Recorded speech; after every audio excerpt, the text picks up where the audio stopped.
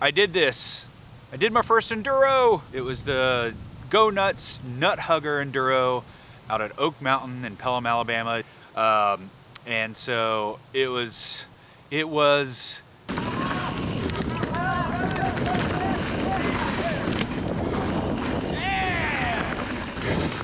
Yeah. Oh.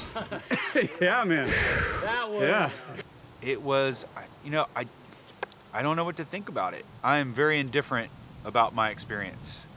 I mean, I don't know why, I'm just not crazy excited about it.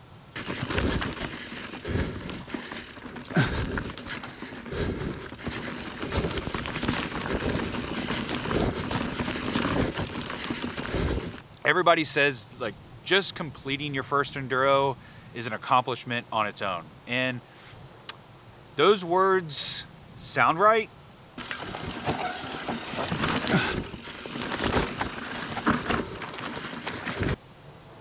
But they really, for me at least, they just have no depth to them. And I don't know why. I've thought about this over and over. My plan was to do a video about, you know, my ride.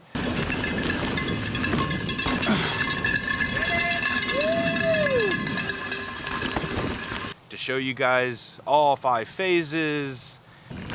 Yeah. Oh, chunk. Yep. Did that better than I thought.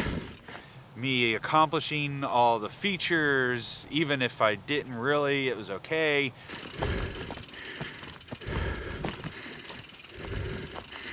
You know, I had all these things in my mind about what this video was going to be.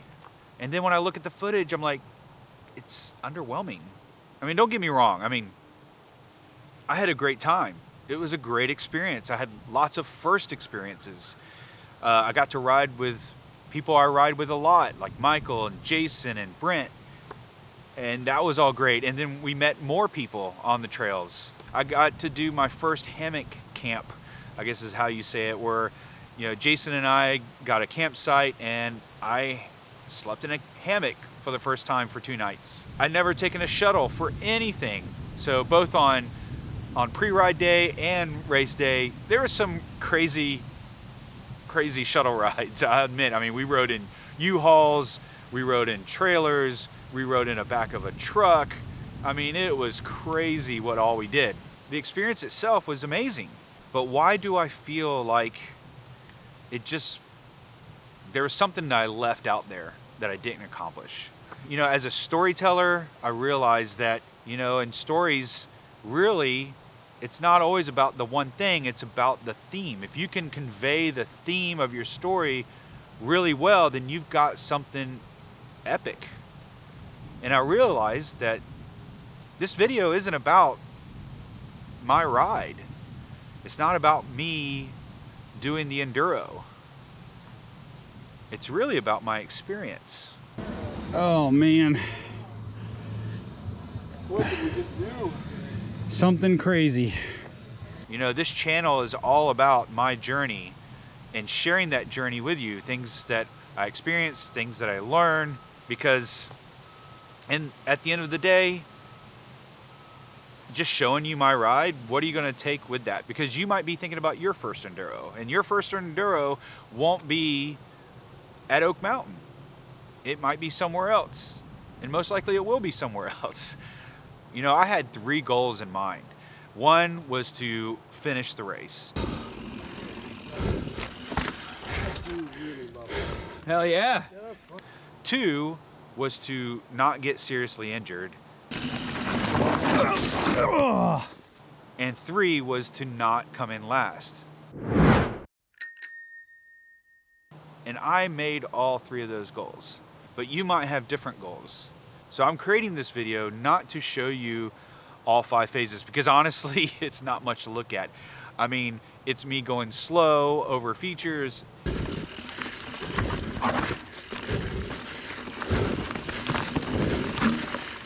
It's me crashing. Even when there was flow, I was not going very fast.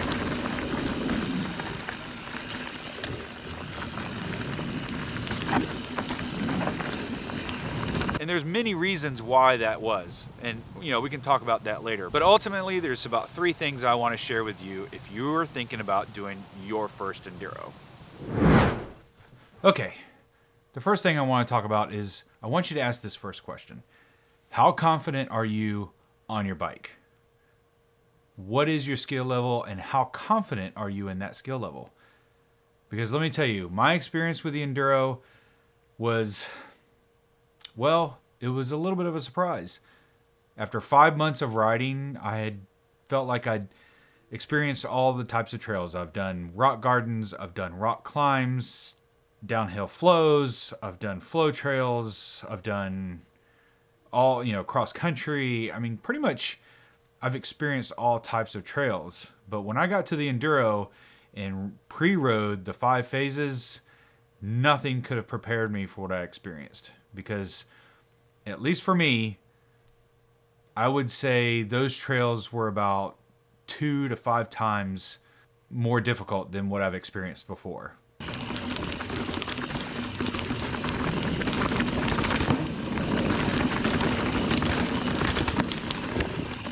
These trails were longer. The routes were more of what I've experienced than I've done in a single run. So that's why I want you to ask this question. Because if you're not confident in any of those types of trails, then I would say you probably need to ride some more. I felt confident in what I was about to attempt. But even then, it was still the most difficult thing I've faced. But if you can answer, yes, I feel confident. Yes, I'm confident in my skills. I've hit all those trails. Then I'd say you're one step closer to doing your first enduro. Just so you know, an enduro race is designed to push your limits. So no matter how much skill you have, this is going to take you up a notch. So having confidence in what you know already is getting you that much closer to helping you face what you're going to find on your first enduro race. So the second thing I want you to ask yourself is, how confident are you in your bike? Now, notice I didn't say how good is your bike. I said, how confident are you in your bike? Meaning, the bike that you have right now, do you feel confident in doing an enduro race with it? Because if I said, how good is your bike? Well, that's subjective. Everybody's bike is different. Every body is different. Every rider is different. And so, the bikes could be of all types and sizes and geometry and all kinds of things. I mean, my friend Michael, he's got a giant Fathom hardtail, and he's done the enduro twice. Oh, yeah. So it's not about, what type of bike you have or how good your bike is. It's how confident are you in your bike? Now, I have the Vasari Abajo Peak, and I had the utmost confidence in it. I'd already put them through the test, so I felt like the bike could withstand pretty much anything I could throw at it.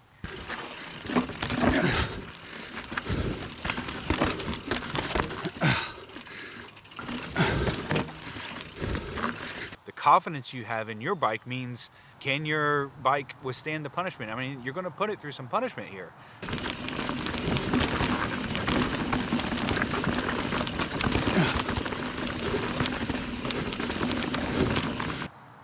Do you have good shocks, good brakes? Is your cockpit set up to where you're comfortable in it? Because if you don't have any confidence in your bike, you might either, one, consider upgrading the parts that you feel like you need to upgrade, or two, put off doing the enduro until you can do those upgrades. Now, I'm not going to talk about, how much travel you need on your front fork, your rear shock, what type of brakes to have. I mean, I've got 2 piston brakes on these, so obviously a 2 piston brake will work, or what size rotors you have, anything like that. If you can answer that question with, I have the utmost confidence in my bike, or I'm really sure that it can handle this, then you're good. You can move on. I think you're ready, at least from your bike perspective, to do your first enduro. Now, let's talk about the last thing.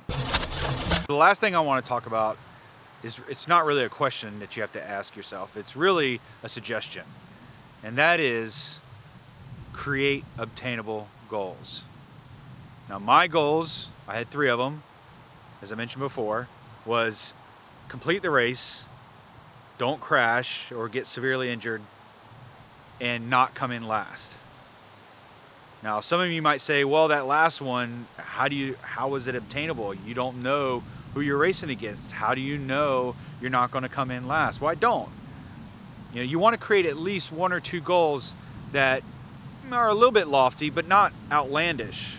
You know, like, so you don't want to create a goal that's like, I want to come in the top 5 of my age class, or I'm going to master that feature, I'm going to send it on that feature or that jump or anything like that. Or, you know, you don't, especially if you haven't ridden it before, you don't want to create goals that are not obtainable at all. It's okay to make them a little bit lofty because that's what you want to work for. But in my case, completing was all in my power. Not crashing was pretty much all in my power because of, like I mentioned before, I was confident in my skills. And then not coming in last was the fuel for me to push a little harder. Now, the problem is I didn't really keep that at the forefront because about a week before I found out that I got a job with a pretty important client, and I didn't want to do anything that would risk not getting that job. So that worked into my psyche about, hey, don't push it too hard because you got to get through this race and you got to come out unscathed. And that's what's going to happen on race day. You know, that's why it's important to keep those goals at the forefront of your mind. I didn't do that, so that's why I'm suggesting that to you. Because when I look back at the footage, I realized that I didn't really give it my all. I realized that I didn't leave it all out on the trails. And when you do your first enduro, you want to feel that way. You want to have the confidence that I did my best, I did as best as I could, and I feel rewarded, not just for completing my first enduro, but I did well and I did my best. And that, for me, is something I can't say. So for you, I hope that setting your goals, making them obtainable, will help you on your first enduro. Hope you enjoyed the video. If you did, if you like what you saw and heard, please hit the subscribe button and the bell notification. And until the next video, stay safe and keep on riding.